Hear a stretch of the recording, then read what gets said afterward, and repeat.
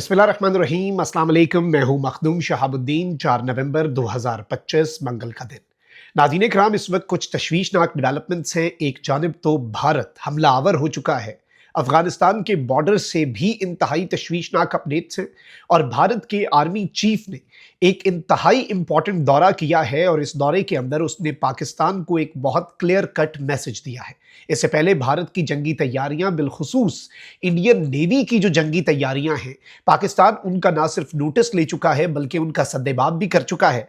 तो इस सब के अंदर एक तरफ तो ये डेवलपमेंट्स हैं, तो वहीं दूसरी जानिब नामालूम अफराद का एक कारी वार, एक अहम शख्सियत जो है उन्हें एलिमिनेट किया गया है, कत्ल किया गया है। इस हवाले से भी कुछ अहम तरीन डिटेल्स हैं जो आपके सामने रख ली हैं। बहुत कुछ चल रहा है पाकिस्तान के ईस्टर्न और वेस्टर्न दोनों महाजों पर, दोनों फ्रंट्स जो हैं उन्हें अगर हम ये कहें कि वो एक्टिव हैं तो ये कहना कतन गलत नहीं होगा। इस हवाले से लेटेस्ट डेवलपमेंट्स क्या हैं वो डिस्कस कर लेते हैं। सबसे पहले, अगर अभी तक आपने इस वीडियो को लाइक नहीं किया तो लाइक ज़रूर कर दें, कॉमेंट सेक्शन में पाकिस्तान जिंदाबाद का नारा ज़रूर लिखें, और जिन लोगों ने चैनल को सब्सक्राइब नहीं किया उनसे मेरी ये दरखास्त है कि चैनल को भी लाजमी सब्सक्राइब कर लें। नाज़रीन करम, सबसे पहले तो मैं आपको ये बताऊं कि भारतीय आर्मी चीफ जो है उपेंद्रा द्विवेदी, जनरल उपेंद्रा द्विवेदी, इसने आज अंबाला में जो अपनी स्ट्राइक कोर है उसका विजिट किया, और इसने जाकर जो वहां पर डेवलपमेंट्स का जायजा लिया वो ये था कि स्ट्राइक कोर की जो कैपेबिलिटीज़ हैं उन्हें देखना, और इसमें swarm drones, kamikaze drones, anti drone system और मॉडर्न वॉरफेयर ड्रिल्स। अब इसमें इस चीज़ को आप समझें कि एक तो ये जो ड्रोन्स का अचानक से हमला हो जाता है उस स्ट्रैटेजी को, फिर ये जो खुदकुश ड्रोन्स भेजे जाते हैं, कामिकाजी ड्रोन्स और एंटी ड्रोन सिस्टम, दूसरे मुल्क से आने वाले ड्रोन से बचना कैसे है, और इसके साथ ही साथ मॉडर्न वॉरफेयर और इलेक्ट्रॉनिक वॉरफेयर की जो ड्रिल्स हैं, भारत के आर्मी चीफ ने उनका जायजा लिया। द प्रिंट इंडियन जरीदा कहते हैं कि जी, army chief visits Kharga corps, reviews operational readiness, operational तैयारियां, ऑपरेशनल जो इस वक्त कैपेबिलिटीज हैं इंडियन आर्मी की, उन्हें इसने जाकर रिव्यू किया। इंटरेस्टिंगली नाज़रीन कराम, India.com जो है वो इसका तज्जिया किस तरह से करता है। Bad news for China, Pakistan, Bangladesh, general Upendra Dwivedi reviews war preparations and issues a big statement. अब ये क्या कह रहे हैं कि जी पाकिस्तान, चीन और बांग्लादेश तीनों के लिए बुरी खबर है, क्योंकि भारत का आर्मी चीफ जो है वो गया है और उसने जंगी तैयारियां, वॉर प्रिपरेशंस, इस चीज को समझे, इस टर्म को समझे, जंग की तैयारियां जो है उनका जायजा लिया है, और एक बड़ी वार्निंग जो है वो पाकिस्तान को जारी कर दी है।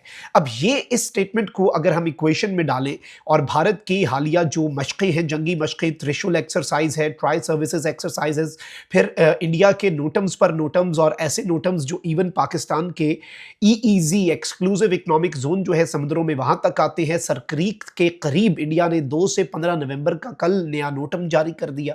यह सब कुछ पाकिस्तान ना सिर्फ नोट कर रहा है बल्कि इसकी तैयारी में भी मसरूफ है पाकिस्तान के, इंडिया को किस तरह से जवाब देना है। और कल DGISPR से होने वाली हमारी जो मीटिंग है GHQ में, उस मीटिंग के अंदर भी यही चीज डिस्कस हुई। DGISPR ने यही कहा कि भाई हमारे पास यही इंटेल है कि इंडिया डीप सी के अंदर कोई बहुत बड़ा एडवेंचर करेगा, और इसमें अब कोई दूसरी राय नहीं है। पाकिस्तान क्या कर रहा है? पाकिस्तान अपनी तैयारी मुकम्मल कर रहा है, चाहे लैंड, सी या फिर एयर, कहीं पर भी इंडिया आता है तो इंडिया को पिछली दफा से ज्यादा ब्रूटल, पिछली दफा से ज्यादा सख्त गिर जवाब दिया जाएगा। सिर्फ ये पाकिस्तान के स्टेट की पॉलिसी है। अच्छा, इसके साथ ही साथ अफगानिस्तान के वाले से भी DGISPR ने बहुत क्लैरिटी के साथ ये बताया कि भाई जिस दिन पाकिस्तान में कोई दहशतगर्दी का हमला हुआ, द सेम मोमेंट, उसी दिन, उसी लम्हे जो अफगानिस्तान की तालिबान रिजीम के साथ हमारा सीज फायर है उसे कलदम समझा जाएगा, वो खत्म हो जाएगा। That cease fire would cease to exist, अगर हम इस तरह से कहें, यानी उसी लम्हे सीज फायर टूट जाएगा। उसके बाद फिर जो पाकिस्तान करेगा वो पूरी दुनिया पहले उसके कुछ ट्रेलर्स देख चुकी है। लेकिन एक चीज़ जो तशवीशनाक है वो ये है कि अभी भी अफगानिस्तान की साइड से जो इन्फिल्ट्रेशन के अटैम्प्ट्स हैं खारजियों के, वो हो रहे हैं। और अगर हम इन इन्फिल्ट्रेशन अटैम्प्ट्स को पाकिस्तान की सरजमीन पर अफगानिस्तान की साइड से हमला कहें तो ये कहना कतन गलत नहीं होगा।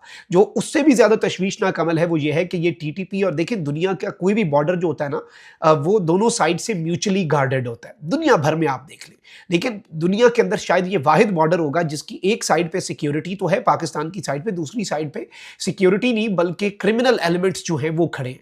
यानी जो तालिबानी रिजीम की मकामी चेक पोस्टें हैं, जो उनकी चौकियां हैं, बॉर्डर पोस्ट्स हैं, वहां से वो पैसे लेकर सहूलतकारी करते हैं TTP के दहशतगर्दों की।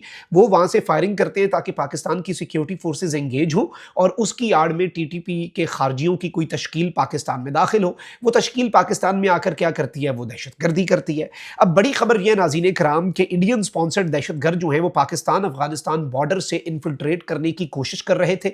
अब से कुछ घंटे पहले की बड़ी डेवलपमेंट है जिसमें 3 अहम तरीन जो खारजी कमांडर्स हैं उन्हें एलिमिनेट किया गया है, उन्हें वासिल जहन्नुम किया गया है खैबर पख्तूनख्वा के अंदर पाकिस्तान और अफगानिस्तान के बॉर्डर पर, and they were coming from Afghanistan.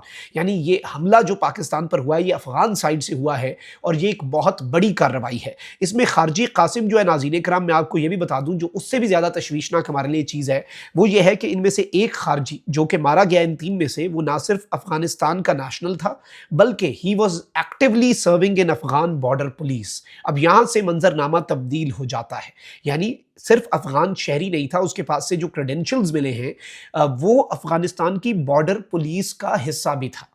तो हम ये कैसे कह सकते हैं कि टीटीपी जो है वो अकेली पाकिस्तान के खिलाफ लड़ रही है अफगान शहरियों के अलावा? अब अगर अफगान बॉर्डर पुलिस का एक सर्विंग बंदा जो है वो बॉर्डर इन्फिल्ट्रेट करता है, वो अपने साथ खारजियों को लाता है, वो पाकिस्तान की सरजमीन पर दहशतगर्दी करने की नीयत से इन्फिल्ट्रेट करता है, तो आप यहाँ से मामलात की संगीनी को समझ जाएं।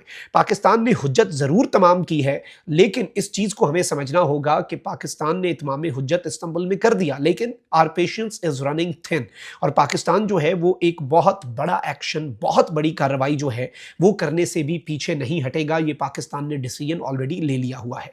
अच्छा, इसके साथ ही साथ भारत जो है उसकी प्रॉक्सीज इस वक्त एक्टिव है। टीटीपी हो जाए, बीएलए हो जाए, ये अभी तक अपनी कार्रवाइयाँ जो हैं जितनी ये कर पा रहे हैं, क्योंकि जाहिर बात है आईबीओज भी हो रहे हैं रोज़ाना की बुनियाद पर। पाकिस्तान और पाकिस्तान के अलावा फिर इवन ईरान में बीएलए का एक कमांडर नामालूम लोग मारा है।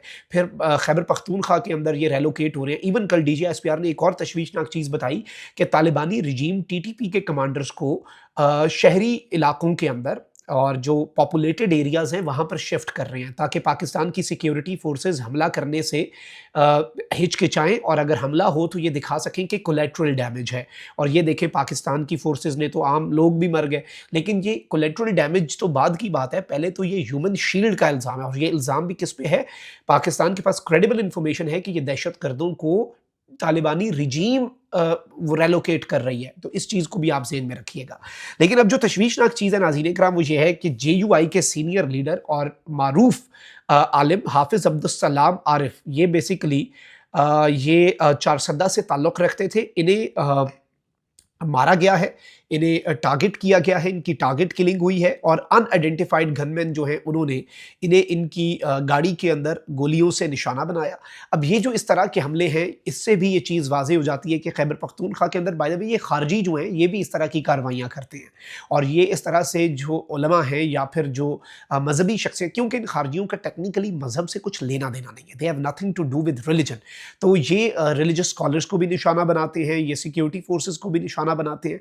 और ये भी जो हमला है ये खारजियों ने जो, या फिर दहशतगर्दों की तरफ से अगर हम स्पेसिफिकली कहें तो ये किसकी ईमा पर है? ये भारत की ईमा पर है जो इस मुल्क के अंदर इंतशार चाहता है, जो पाकिस्तान के अंदर दहशतगर्दी का स्टेट स्पॉन्सर है। लेकिन पाकिस्तान इस वक्त मुकम्मल तौर पर ना सिर्फ तैयार है बल्कि पाकिस्तान की इस वक्त ऑपरेशनल तैयारियां इंडिया के लिए एक बहुत बड़ा सरप्राइज होंगी, जस्ट द सेम वे दे वर इन मई 2025। और अक्टूबर में तो खैर अफगानिस्तान की रिजीम पाकिस्तान के मद्दे मुकाबिल आई। 206 अफगान फौजी और 116 खारजी वो एक रात के बॉर्डर झड़पों में मारे गए थे। लेकिन अब अगर नवंबर 2025 में ये दोनों इकट्ठे होकर भी आना चाहें तो पाकिस्तान इस वक्त मुकम्मल तौर पे तैयार है। अल्लाह निगहबान, पाकिस्तान जिंदाबाद।